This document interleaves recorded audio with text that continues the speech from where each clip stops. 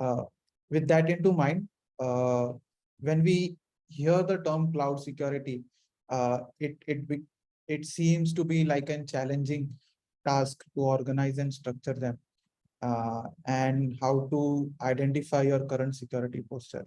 So in our next talk, we'll explore cloud security and what does it mean from consumers' point of view and why it is very crucial. We will also delve into concepts like defense in depth, zero trust architecture.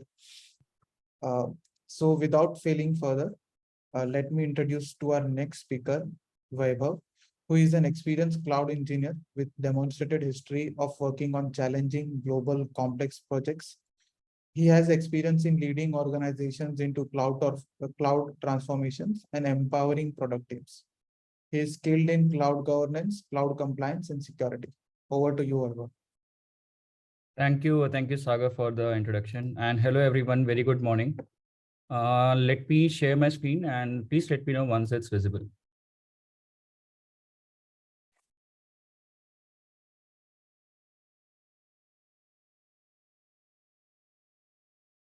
Yeah, is it there on the screen, people? Yes. All right. So hello, everyone. A bit about myself. So I am Vaibhav Tripathi, currently working at ThoughtWorks as AWS SME, and previously worked with JP Morgan Chase as cloud architect. So I have a bit good experience working on global products and programs and deliveries, and have led the organization into their cloud transformation journey. I have also represented one of the startup in its multi-million dollar deal acquisition for their cloud representation. I love mentoring. I love mentoring and have scaled the team there from 2 people to 30 plus. And in my free time, I like to play basketball, and even won a national level college basketball tournament for my college. So that's a bit about myself. Now talking about the agenda, right? So like Sagar briefly described, right? Whenever we hear the term cloud security, right, a lot of thoughts comes into our mind that what is cloud security? Why we are talking about this? Why not the traditional approach that I've been following can work for my cloud also? It's also the same thing, right? It's also the infrastructure, but the difference is that I'm just moving from my traditional way of hosting or deploying the infrastructure to cloud, right? But when you start practicing cloud engineering, you start seeing the difficulty that I'm not able to structure my thoughts in a way that I can gauge how am I doing good or how am I doing bad in terms of my cloud security, right? And cloud has already been on the rise before pandemic, but after pandemic it has saw unprecedented growth, right? And which has made cloud security one of the leading market in the IT security, right? So we'll try to cover this. We'll try to uncover this, that what does cloud security means, right? Even if you try to search the term cloud security, you'll find a lot of articles, a lot of content around there, which is mostly from the vendors and the cloud service provider.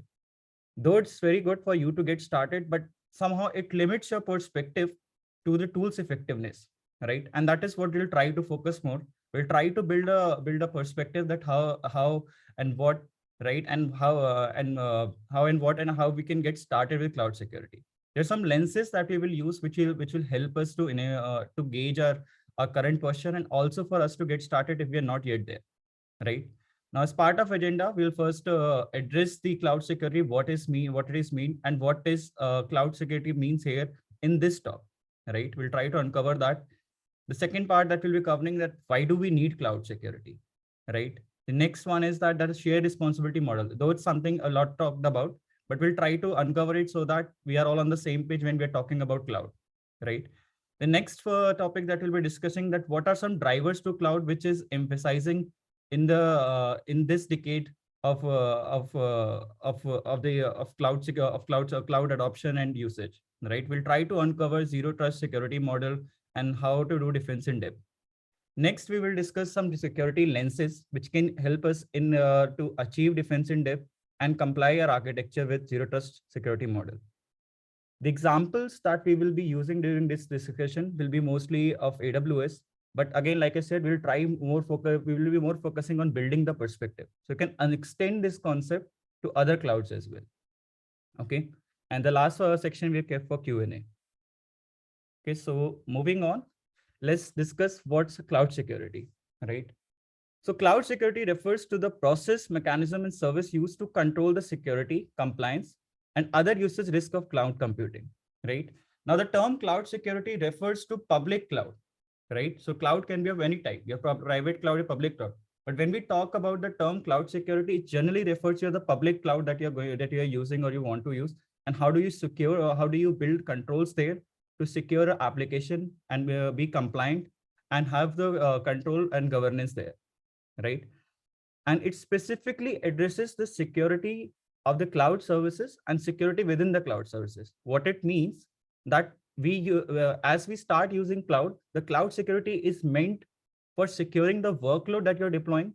The cloud services that you're using, it meant for securing the cloud services, but it does not talks about that how is that cloud security services. There are some cloud security services from different cloud vendors as well.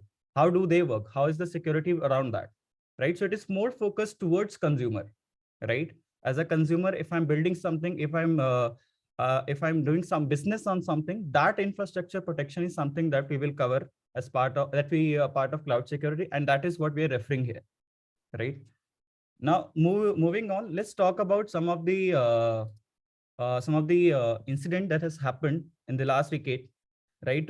Where due to not enough control or misconfiguration, which has led to some of the some of the leading organization in the industry, they have seen such incident, right? So the first example that we have is in 2017, Accenture inadvertently left 4 AWS S3 bucket open to the public, right? Now, what this public S3 bucket contained, it contained around 137 GB of data, which included database credentials as well.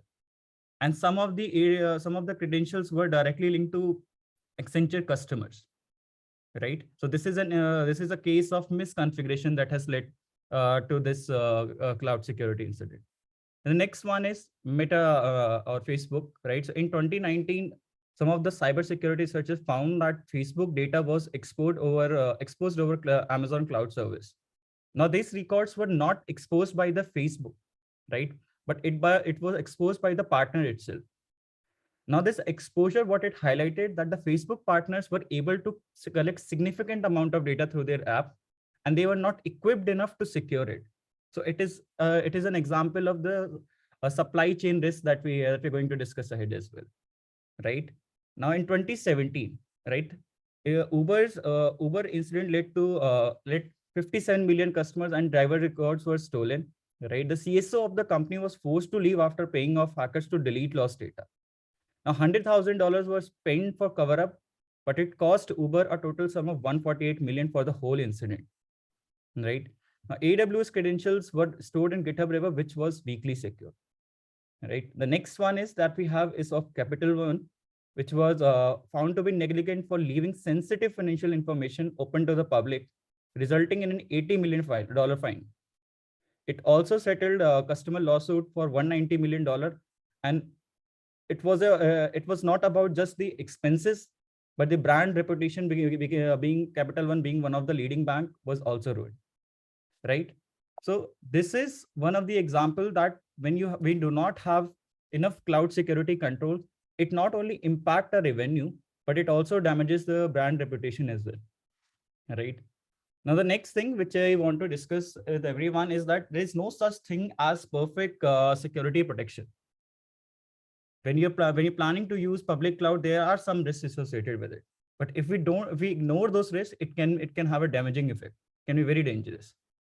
Today, the cloud security is very important because our way of working has changed over the couple of years, right? With the global pandemic in effect, our ways of working has changed. We are working in remote location. Now we are heading towards a hybrid work. In fact, and in fact, the modernization more and more in the organization going through digital transformation. Our digital footprint has also expanded, and we are into a cyber security mesh, what we call is, right? So now, and more different types of tools and softwares and libraries that we're using, which are coming from external vendors, it has increased our supply chain risk as well, right? So in order to cope up with all these things, in order to manage our risk, be compliant, right, and be revenue generating company as well, not to damage our brand reputation, it is very important that we focus on the cloud security.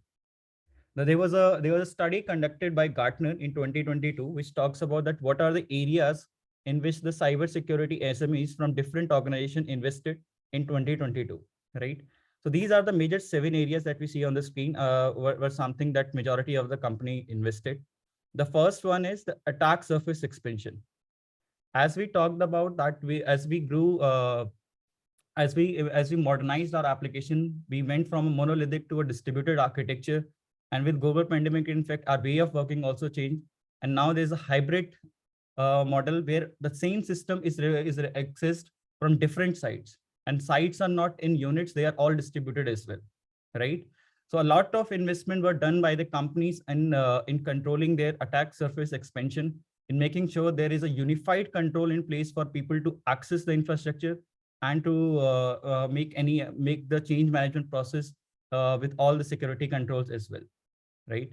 The next is identity system defense. So as per the study, most of the incident that has happened in the past was due to because there was not enough control was put in place in the identity system. It was due to loss in credential or when the credentials were exposed, right? So a lot of investment was made in 2022 by the cybersecurity expert in ensuring that my identity system has ample defense to cope up with such risk.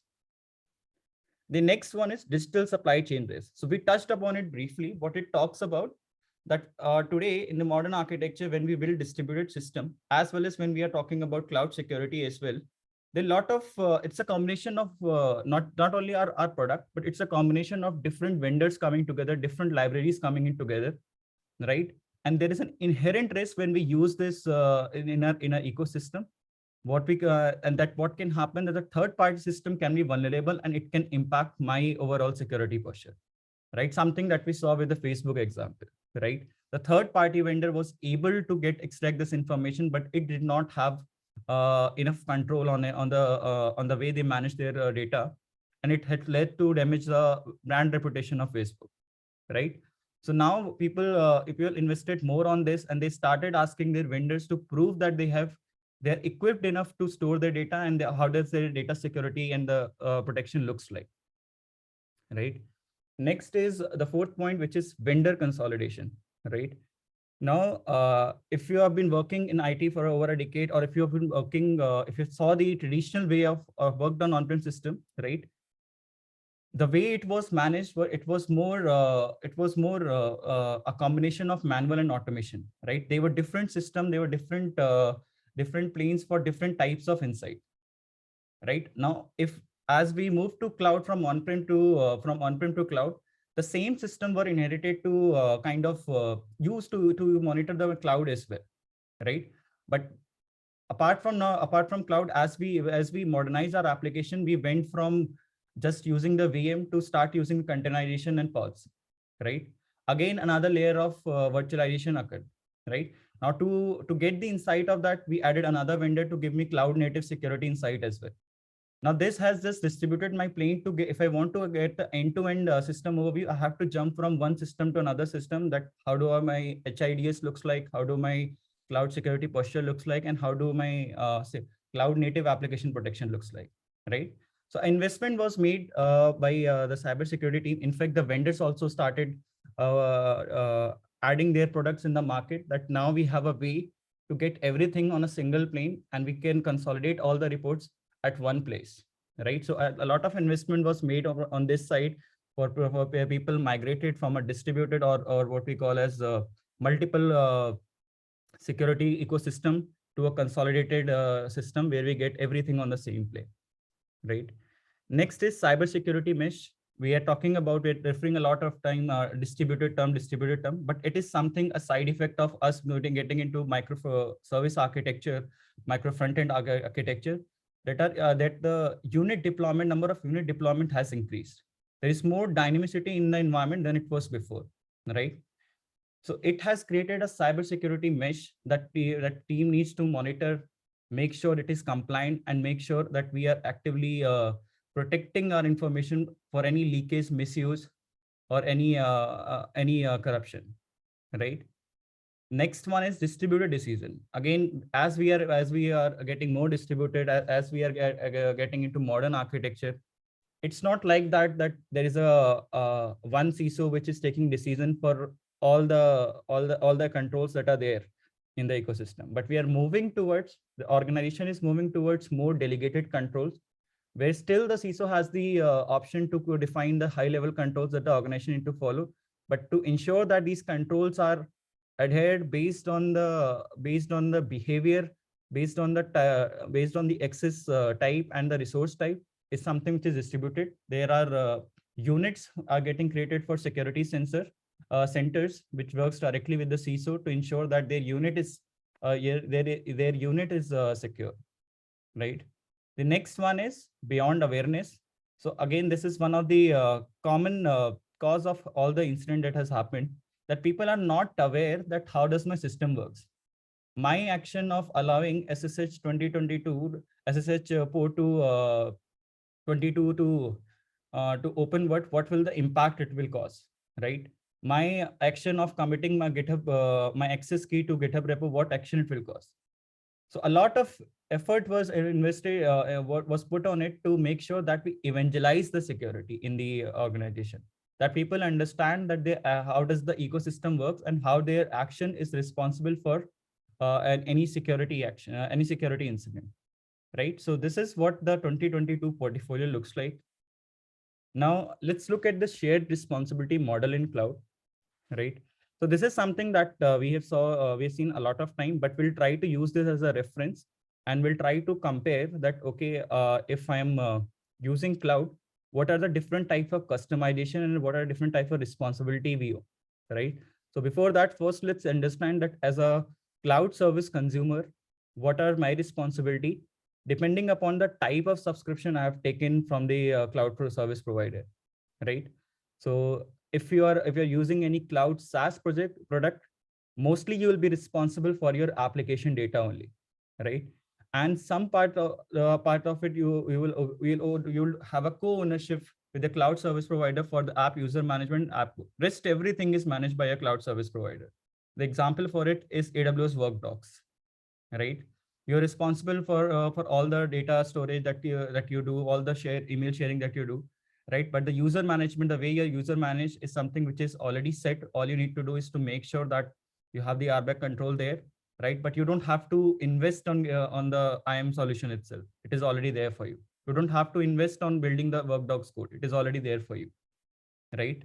Now, when you move to the next part of a subscription, which is your platform as a service subscription, then only the customer product and application is something that you own, which include your app data, app user management, and your app code. You have the complete ownership of it.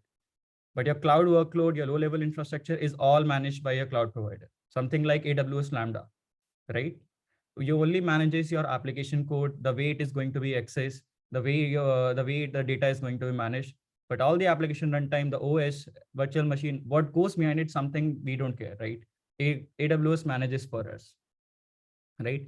Next is infrastructure as service, right? So when you're using infrastructure as service, you have the most level of customization available to you, right? So with more power comes more responsibility, right? So you'll have to, so you're responsible for not just your customer product and application, but your cloud workload as well. So responsible for your machine patching, your machine OS, your machine runtime, along with your application code. The low-level infrastructure is something that the AWS or the cloud service provider manages for you. And when you are on-prem, you are on your own. You do everything, right? From your low-level infrastructure to managing your customer products and data, right? Now, next is let's try to apply this principle, or let's try to map this model that we saw with what AWS offers, right? What AWS says that as a customer, you're responsible for your data, the platform, application, identity, operating system, your client side data and its encryption and networking and traffic. Rest everything what we are going to provide, the basic thing that we are going to provide, we're going to provide you the softwares for compute, storage, database, and hardware. And from the availability perspective, we'll make sure our regions are up, our availability zones are there for you to distribute your workload, and our edge locations are there for you to quickly access your data as well, right? Now, when you map this with your responsibility versus customization model, right, this view changes, right? On the left side, what we see is a general view of what the shared responsibility model looks like. But as we saw in the previous metrics as well, if I want to have more customization, right, I will have more responsibility as well. So for example, AWS EC2, right? So if you're owning a server, everything apart from your compute and your hardware requirement that you have is owned by us as a customer, right? But when you move towards a more managed solution, such as S3 or KMS, we're only responsible for the data that we feed into the system, the customer data, right? And its encryption. Rest everything, how it is managed, how is it scaling, how is it available? It's all integrity, it's all networking, right? It's something which is already managed for you, right?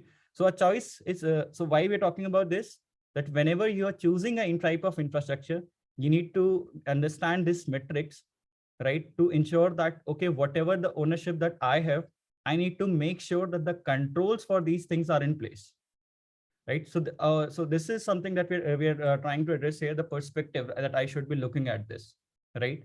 Instead of depending upon the tools and the services which are available for me to protect, I should be looking at from the perspective that, hey, this is something which I'm owning, which means I'm responsible.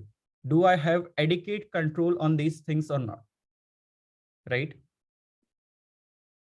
Now, moving on, let's look at some of the drivers to cloud security, right? We have been talking about modernization, distributed systems, right? And we have been saying that we started with the talk that we want to build perspective. Let's try to understand why there is a need for it. Why is it something which is more pressing now than it was before? Why not my existing systems which are there on the on-prem are not useful, right? So to this, there are some down drivers and there are some upward drivers. There's some things which are more traditional approach, more viable when you're working with a static environment, right? Which has fixed number of where you know we can identify the number of virtualization, right? But over the period of time, we have evolved over it, right? The level of virtualization, the level of the way we are hosting our application has changed, right? So let's look at it. The first one here we talk about is security skill gap. So the traditional way of doing the security control has been a mix of tools and manual controls. And when there are manual controls, it's more prone to human error, right? So the way we solutioning this is that we should now have adequate automation, because whatever if we are going to write it as a code, it is going to be a source of truth for me, right? The chances of more human error or what more manual error that generally happens will be reduced if there's an automation in place. I can have it reviewed and then I can apply it, right? The next one is that unsuitable traditional control, traditional security controls, right? So we talked about that more as we are more modernizing, as we are more evolving, we are creating more distributed system, right? We talked about that our way of modern approach of hosting our application is become more cloud native, right? So our approach for security control should be cloud first as well, right? The next one is loss of traditional visibility. So again, when you have a fixed number of system, you understand the fixed number of IPs you have, and these you can identify that what this system is doing based on this IP. You can put controls to it. But as we are evolving, we are into a dynamic environment. I may have 10 servers running, but those 10 servers, and if my current in my current monitoring system, I may be able to observe them. But tomorrow when I log into my console, I'm seeing no data there, because that the 10 server auto scale and are now not there. And there are different 10 servers or more than 10 servers which are there, which are not registered, right? Now to ensure that though I'm not getting visibility, but there is still certain controls, we need to ensure that there is zero trust security principle applied there, which means that which basically says that you never trust anything, even though it's in your private network, you always verify. We're going to talk about that in more details, but this is something, one of the modern principle that is coming up, that you should try to stick to, that you always make sure, even though in your private network, or into a dark data center, you're making sure that you do not trust your neighbor infrastructure, and you always verify, right? The next one is that as we are scaling up, as we are distributing our network, as we are creating more and more infrastructure, right?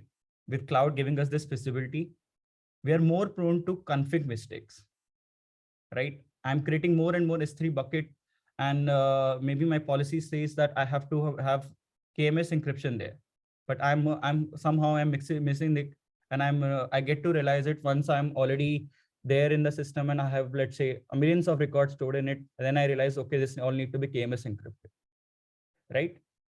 So this will not only incur cost to me, that because you'll have to re-encrypt the data with the KMS to store it there, but it also makes me more error prone to config mistakes, to cloud security config mistake, right? A lot of error that has happened over the past is also due to this. We took one of the example that RDP port was accessible over the internet, right? WAF was put, but there was no control put there. It was all plain, right? Traffic going in and out, no protection there, right? So we need to evolve ourselves as we are evolving in our software development practices with our security tools as well, right?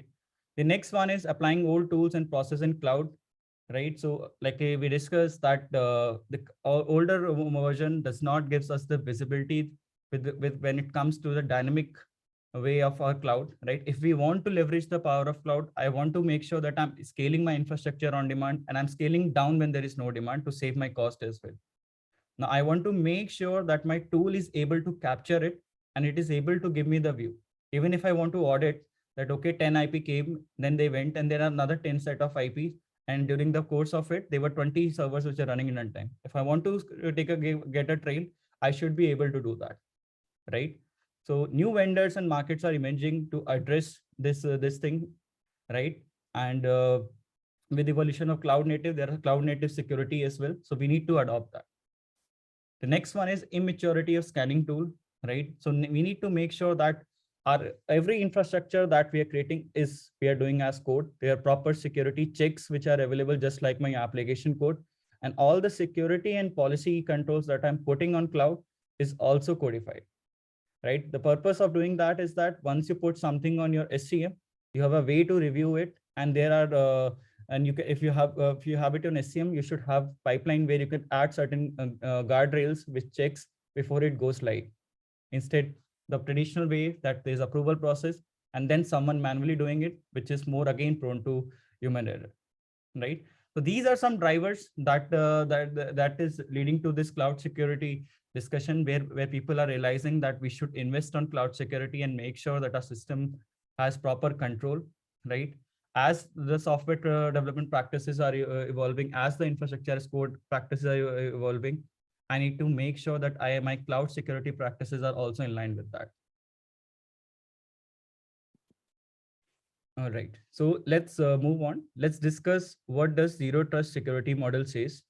So what it says that instead of assuming everything which is there behind my firewall, right? We talk about the 3-tier architecture, right? There is a public, there is an application facing architecture, then my web tier is there, then my DB tier is there. So instead of making sure that everything below my web tier is secured, it's in my private subnet, the zero trust security model says that you never trust anything, you always verify, right? It advocates that we should have a mutual authentication, including checking the identity and integrity of the device, irrespective of the location, whether it's sitting next to in my subnet or next, just sharing the host, right? We need to make sure that we are always trusting and we are always verifying it and never giving the access. We are not assuming anything, right? It states that there should be a comprehensive control plane to provide multiple layer of defense. The defense area which encompasses our identity, application, data, network, and infrastructure. It includes, there are some core principles which are stated in NIST 800-207, right? Which says that it always does, the zero trust security model should have capability where it is always continuously verifying all the interaction happening to and fro, right? Both all my north-south traffic and the east-west traffic, therefore all of them, there is a continuous verification that is happening. We limit the blast radius, right? So given that we're talking about each unit owns its security, we limit the blast radius. So if one of my allied services is failing or it is compromised, there's a way I put control that I can quickly react and make sure that I isolate that environment and still be functional. The next one is automate context collection and response. So it should not be like that, that a set of services which is exposed, which does expose, let's say lots of API path is available for everyone. You should always understand that who needs to what, and based on that, the access is allowed. So there's an automated context collection and a system is smart enough to make that call, and only the allowed services are exposed there, right? You do not trust anything just by their if they're sharing any network, right? The next one is defense in depth, right? So this is something that we have been doing traditionally, but how we will look at defense in depth this time is that we'll try to see that how do I set up my defense in depth to comply with zero trust architecture, right? So first, let's understand before that what is defense in depth, right? So as the term suggests that we have different layers in which we are adding our protection, right? So defense in depth talks about, we can take this example as we see on the right side of the screen. Like, let's consider this as a castle, right? So whenever someone tries to enter a castle, there are different gates, different security checks which are done. Only then and then that person is able to meet to a designated person. The same approach is something that we try to apply in the cyber security as well, that I have a multiple layer protection at every step. It doesn't mean that one gate open, then everything is allowed. Let's take an example just to understand that. Let's say my application is exposed to internet and I want to have a defense in depth there.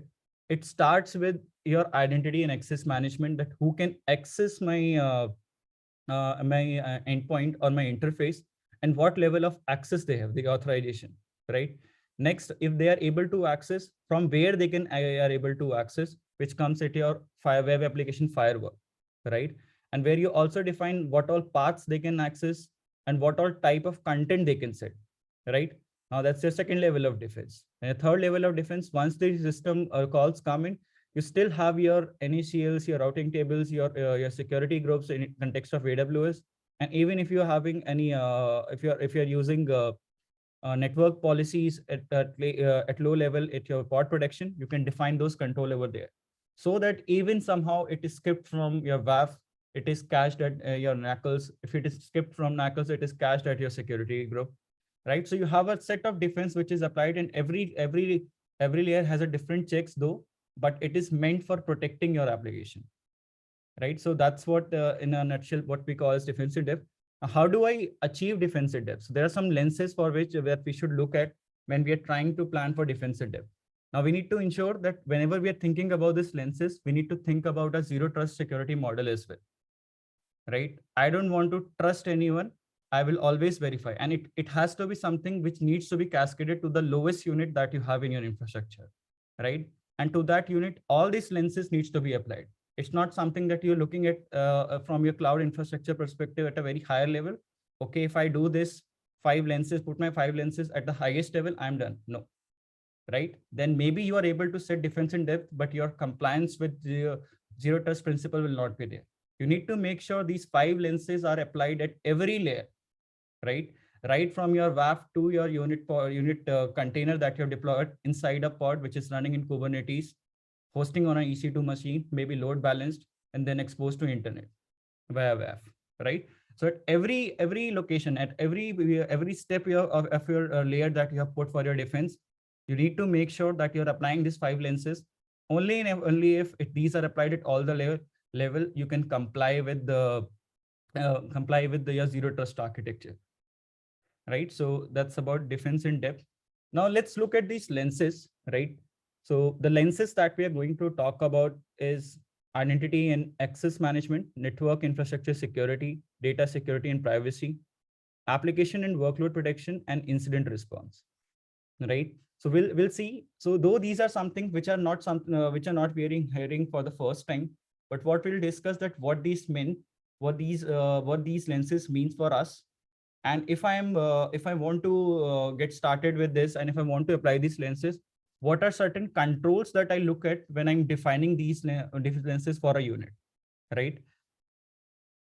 So let's look at what identity and access management means, right? So identity and access management means it consists of 4 R's, that you should provide right individual access to right resources at right time for the right reasons, right? So we saw that we took one example of WAF, right? So you can imagine that though I'm exposing my endpoint over the internet, it is accessible, but there are certain authorization that I have put and authentication that I have put, which ensure that individuals are getting access to right resources at the right time and for the right reasons, right?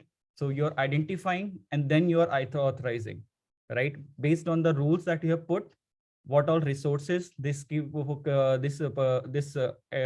entity can access, and if there are any controls that you want to put, how many times or what is the duration for which they can access, right? Now, it is one of the mission critical need that the organization need to ensure, specifically in the increasingly heterogeneous technology environment, to meet compliance requirement, right? Now, this capability is something when you invest on it, right?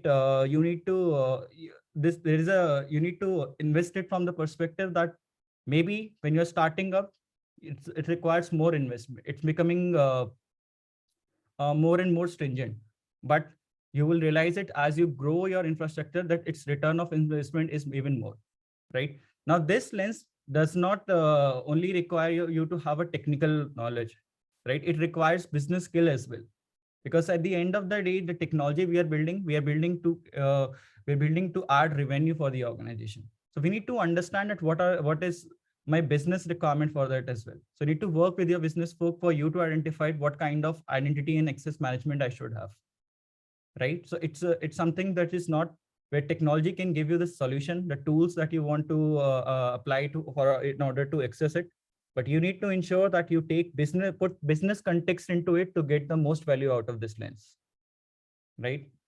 Now, let's look at some of the controls that I can put to get started. I've given some of the references of the AWS services which are there, right? But there are many vendor agnostic tools as well, which we can use, right? So we'll just focus on the controls that we can put in order to achieve it. The first one is securely manage identity and access to AWS services and resources. Basically, it says that you need to ensure that there is no free path that we have defined for any entity in my ecosystem to access any resources. And it also talks about the try and use as much as you can use a short-lived token to access services, so that even though there is an exposure, right, it can be limited with the duration. The next one is centrally manage workforce access to multiple AWS accounts and application, which ensures that try and invest on your identity where you're governing all the identities at a central place, right? The example that we are seeing here is AWS Identity Center, which is nothing but our AWS SSO service, right? So your IDP is something which should be centrally, which should have all the central, which should be centrally governed and should have all the information of all the people who want to access it. Next is implement secure frictionless customer identity and access management at scale, right? So till now we talked about that within my ecosystem, who can access these things, right? But if I'm exposing an interface to the public, how do I control it, right? So we should have strong control put in place to identify our customers, and we should that tool or the choice of tool should be that it scales with my infrastructure as well. It does not limit my application because of this control. So we need to look into that direction as well.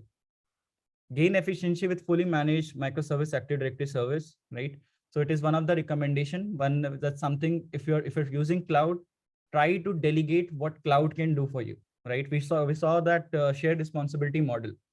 So limit your work wherever you can delegate it to cloud. Try using that. That will ensure that the blast radius is less and you have limited resources to govern, right? Simply and secure share your AWS resources across multiple accounts. Centrally manage your environments as you scale your AWS resources, which essentially means that generally, as we are creating more and more, creating more and more environments, more and more business units in our enterprise is going live, we need to ensure there is a way for me to centrally manage all the resources that I'm giving for my distributed teams to build. I should have a centrally control with me, right? So it talks about that all the resources, all the governance that you want to put, it should be controlled centrally, right? While there's a flexibility for team to define certain controls, but the overall arcing control that you want to have as a part of your security posture, we need to make sure that it is governed centrally. Now, next, moving on, the next one is network infrastructure and security. It has been one of the foundation layer of cloud security, and it is something which is not new, right? We have traditionally doing the network infrastructure security. What it means that we should have unified access, right, to our remote servers, which should be it should be a control access, and all the communication should happen over secure channel, right? It provides you the guidelines to add protection services, gives you that fine grid control at the host network and the application level boundaries, right? Now we need to understand this, that our boundaries for network security has also increased as and when we started using more virtualized software like containers, right? So network infrastructure security should also have the coverage to the lowest level, to the lowest unit that you have in your ecosystem, right? Now, let's look at certain controls that we can put in place for us to get started with network infrastructure security. First one is segment and segregate network and function, right? Define the subnets, define the route table for it based on the type of software that you're going to use, right? We always talk about the tier architecture. Make sure that application goes right from the start, right? So that you know that what has the public exposure, what has the private exposure, and what is just what is a dark data center. Depending upon that, you can also accept the risk that these things have, and you can prioritize your security posture for those things. Limit unnecessary lateral communication, right? We need to ensure that all the east-west and north-south traffic that we have in our ecosystem, it is limited, it is controlled, right? And there's a governance put in place. So AWS provides service called Transit Gateway, which allows you to ensure that the inter-VPC connectivity or on-prem to cloud connection community is intact with that, right? But we don't have to limit here as well. Like I said, these are example which are given just to build the perspective, so that when you look at the slide, you look, okay, this is the control that it's trying to put. But when you see your architecture, find, okay, I have some pods also running in my shared Kubernetes ecosystem. You need to make sure that you take this concept to the lowest level, and you're also talking about network microsegmentation there as well, right? The next one is centrally manage and secure access to network infrastructure, right? So we talked about governance, we talked about entity and access. So we need to ensure that one lens, it's not something that I'm implying network infrastructure security, so I'll not consider my IAM lens in that, right? So all the lenses are interconnected. So we need to make sure that my network infrastructure, which I'm building, is also equipped with that. And we have enough control in place to ensure that we are able to govern who access what, right? The next one is protect against web attack, right? So we need to, AWS provides services like AWS Web Application Firewall. Along with it also provide DDoS shield. We should use that to get 24/7 DDoS protection on our endpoints which are specifically exposed to public, right?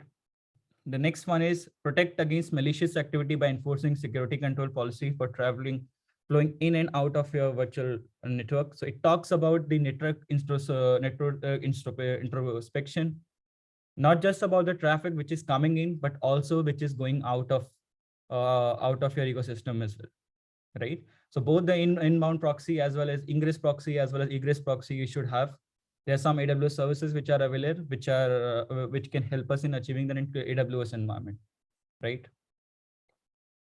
The next one is data security and privacy, right? So this is the triad that generally comes in mind whenever we heard the term data security: confidentiality, integrity, and availability, right? What it says that my data should be stored, should be confidential, and only people having access are able to access it, right? The integrity of the data is always there. I'm not corrupting my data while I'm trying to make sure that it is confidential. I'm trying to maybe encrypt it. The integrity should always be there, and it should always be available for the right resources for at the right time, using the identity and access management principle, right? With network restriction for people to access it. Now, what it talks about is that the strategy must also include transparent data encryption, which basically says that your data in transit, which means when you're sending your data across the network, your data at rest, when you're storing your data at your local disk or remote disk, or even in your storage softwares, and the data in use when you're doing compute based on the data that you have in your application, right? At all the time, the data should be encrypted, right? Which essentially means when you're transiting, try using SSL, HTTPS connection, MTLS connections. When it is at rest, you're encrypting the data. Now, this is an important term because a lot of time we feel that, okay, I'm using cloud hardware, then I'm secure. But we need to make sure that the data, even I'm storing on AWS EBS, which is a managed service, I'm also encrypting that because data is something that we own as a customer, right? If you look at that metrics, at all the offering type that we have, be it SaaS, PaaS, or IaaS, right? All of the offering type data, customer data is something that we own. So we need to make sure that data at rest is also encrypted, right? If in case you're doing a heavy compute where you require some in-memory operation, make sure that we are using secure string or encryption operation where the in-memory, if someone takes the in-memory snippet as well, we have the encryption there as well, right? So these are certain things that data security and privacy talks about. We need to make sure that our data is following our CIA triad, and these are the strategy that we should always have put in place. That at all the stages of data should always be encrypted. Now, what are the controls that we can put here, right? So controls that we can put here is we need to first identify that what kind of data we are storing, right? Which means discover. So we need to identify how many PII data I have, how many PHI data I have, right? And based on that, we should have a control in place to protect your sensitive data at scale, right? Here we have mentioned a service called Amazon Messi, which basically allows you to scan your data at rest, and it gives you that if any data is non-compliant or is any data is not following any PCI compliance or your GDPR or your health compliance, right? So it has a way for you to identify. But let's not restrict ourselves again. Like I said before, also these are just for you to build the perspective, right? What we need to do with this control, we need to first identify what kind of data is flowing into my system, and then we need to work on protecting our sensitive data at scale, right? The next is create and control keys to encrypt or digitally sign your data, which essentially means that you should have a asymmetric way of encrypting your data. You're able to asymmetrically encrypt your data, and at the requirement, you are able to decrypt it and then use it. There's a way that AWS service provide, which is AWS KMS. You can also use AWS KMS in conjunction with Cloud HSM to ensure that the data key or the master key which is used there is customer supplied, right? So you have full control, even though you are using managed services, but you're using managed services to manage your scale. But the way data is getting encrypted and decrypted and the keys are used something that you have supplied. So with AWS KMS, you can use AWS HSM to build your end-to-end to build your KMS solution, right? The next one is provision and manage SSL and TLS certificate with AWS services and connected resources. So like we said, that data should be, the confidentiality of the data should be maintained along with integrity. So we need to make sure that when the data is in transit, right, there is a SSL certificate which is passed there, which ensure that both the signing party and both the communicating party are signed, right? Those are trusted, and we are able to securely connect to them, right? The next one is use a private certificate. So we talked about generally a loophole, or generally people, what we skip is that, okay, my public endpoints are already encrypted, right? I'm already using TLS with that, but private network is something which I own, right? So I know what is happening there, right? But as we talked about, that zero trust architecture always says that if you want to do that, you do not trust what sits next to you as well. We need to make sure that we are following all these principles to the lowest unit as well. And there we need to ensure that all the private communication that we are doing are also encrypted. And for that, we can use private certificates, right? Centrally manage the life cycle of secret. So we can use AWS Secret Manager, right? But again, let's not stick to it. There are many other solutions that are available. We need to ensure that all our secrets are managed in a secret vault where it is asymmetrically encrypted, and we are able to load them, we are able to use them, and we are able to define that what is the governance lies with it, who can access it, how can they can access it, right? And how does the governance looks like when it comes to rotation or uses of that secret. Moving on, the next one is application and workload protection. So it refers to the measure taken to workload that run on various runs on your infrastructure which you have used from your cloud provider, right? Till now, we just talked about most of the things that we talked about is more related to the infrastructure that we have in cloud, right? But we have always said that application is something that we own, right? So we need to put control in our application, in a workload on which my application is running. so that we are able to get alerts if there is something happening. And most important is that using this, we are able to shift left in security. We have early feedback loop available with us, using which we are able to identify any security loopholes in the early cycle of your in your software development, right? So it start from right from the beginning of your software design and development, where you start with threat modeling to the point where you are hosting your application and you're putting control like HIDS, your CSPM tools, right? Your SIEM tools, to ensure that you're also getting information, security information relate where you can observe and you can react to it, right?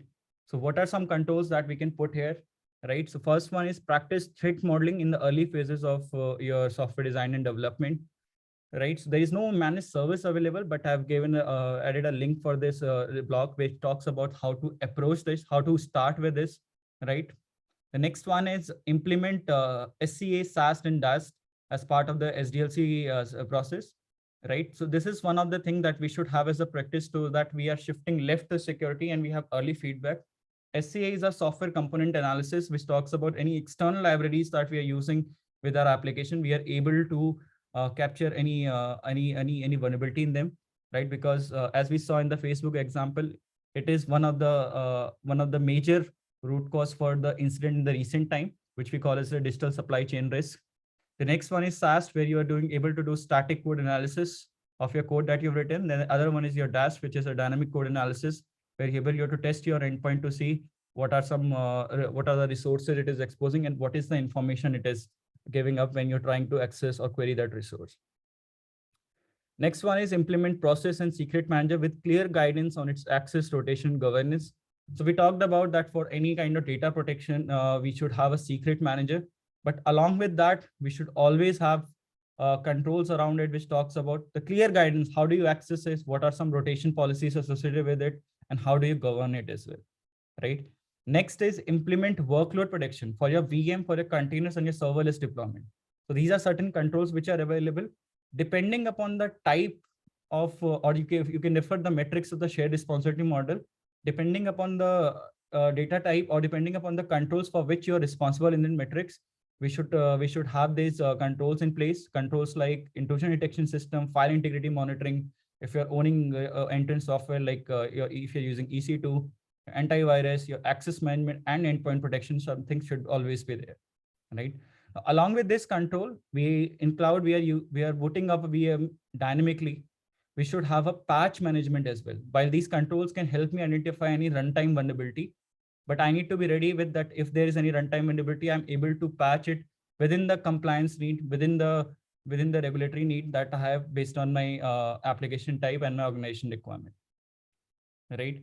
The next one is we should be able, this control talks about that my application should be able to self-heal, able to recover from any kind of failure, right? So I'm able to scale my infrastructure. Scaling, I'm also being cost effective, right? And I'm able to still be able to have all the security controls in place, right? So we need to make sure that our unit, which is, again, we talked about zero trust principle, right? So my unit, which is scaling, we need to make sure my security controls, which are applied with this unit, is also scaling. So I'm able to securely able to scale my infrastructure, be cost effective, and be secure as well, right? Next is incident response. So this, till now we talked about the lenses which provide controls how to make sure that something doesn't happen, right? But as in the first slide, we saw that there is nothing, there is no such thing like absolute protection or absolute security, right? So we need to be ready with our incident response, right? So what does incident response means? That we are able to identify an attack, we are able to contain its limit, and quickly we are able to eradicate the root cause for that incident, right? Lack of an incident response can lead to longer recovery times, increased cost, and like if there is an incident, it can damage our information security effectiveness as well, right? It should bring governance to the overall management and control of the organization cloud environment, with including compliance with relevant laws and regulation, right? So this is very important, right? As you're devising your incident response, you need to make sure, you need to consider that along with all the lenses that we have discussed, we need to make sure that we are being compliant with the relevant laws and regulation. It's not like that if I'm running in my infrastructure in Europe region, right, I'm not looking at the GDPR regulation, right? So we need to keep in mind about that. Next is it can be a bit complex to come up with the incident response. The way you can approach this is that begin with the core security services, build foundational detection and responsibility response capabilities, to develop your playbooks, and iteratively you improve on it, right? Now, what are some controls we can put on this? First is that we should have a way to analyze and visualize the security data to investigate any potential security issue. Second, we are doing a continuously audit of our AWS usage to simplify our risk and compliance. We should have 24/7 into 365 threat monitoring and analysis of cloud infrastructure. Now, as we're saying that we're getting more distributed and we're using cloud native approach, our traditional approach also needs to be changed. We should have, apart from SIEM, which is one traditional way of doing, we should have cloud security posture management, cloud identity management, cloud native application protection, right? And cloud workload protection as well, right? So there are tools available in the market. The one AWS provides is AWS Security Hub. We should define a escalation policy, right? It's more like we need to define that if an incident happens, who are the folks that we need to reach out depending upon the incident type. A proper RCA guidelines for incident analysis should be in place. Like we discussed that our policy should be iteratively something that we are going to build, right? And RCA is the best way to learn that what happened and how we can make sure that it doesn't happen again. Practice game days, make sure that you're building muscle memory so that in case of incident happening, we know what to do, right? So these are some lenses which I wanted to discuss with all of you, right? To kind of give you the perspective, the way you should look your infrastructure. And if you want to have your infrastructure zero trust compliant, right? So we need to make sure that first you identify the units in your infrastructure and all the lenses are applied there, which will help you build your defense in depth and be comply with your zero trust architecture. Now, some key takeaways that I would like folks to take from here is that we need to start thinking of cloud security guardrails, not gates, which essentially means that you have enough controls put in place for people to not to do, which allow people, which basically make sure that people are not doing something which they're not supposed to do. Instead, we have gates where you're maybe there are some loopholes using which you are able to pass, right? You need to evangelize this in your organization as well as in your practices. So think it like more like a guardrails, not gates. The biggest impact of security can be achieved with immutable infrastructure mindset combined with zero trust security posture, right? We talked about that the drivers in the security started with automation and then moving to infrastructure as code, which is not just about infrastructure, but also about security and policy, right? So you're able to create your infrastructure with your code, which has the unit definition of it, which also contains your zero trust security posture as well. Using more security vendors does not mean defense in depth. So if you're using different security vendor, it does not mean defense in depth. If you're not able to correlate it, you're not able to coordinate your effort there, right? Modern problems require modern solution. Invest on security management tools to gain 360-degree view of applied security lenses. So invest on CSPM, your cloud security posture management, cloud infrastructure and title management for your access management. As we're going cloud native, there are tools available in the market for cloud native application protection platform and cloud workload protection platform, right? Now, these are certain terms which you should always be asking when you're talking with vendors that, hey, I want to have a cloud security tooling in place, right? Which essentially means these posture, these controls should be there for you to say that I have covered all my lenses, right? So with that, I think that's all from my side. That is all I had. If there are any questions, I can take that. Thank you, Vaibhav. Unfortunately, we are a bit short on time, so all the Vaibhav's questions will handle offline through chats and Q&A. Tarushi, what? Yeah, thanks a lot, Vaibhav. So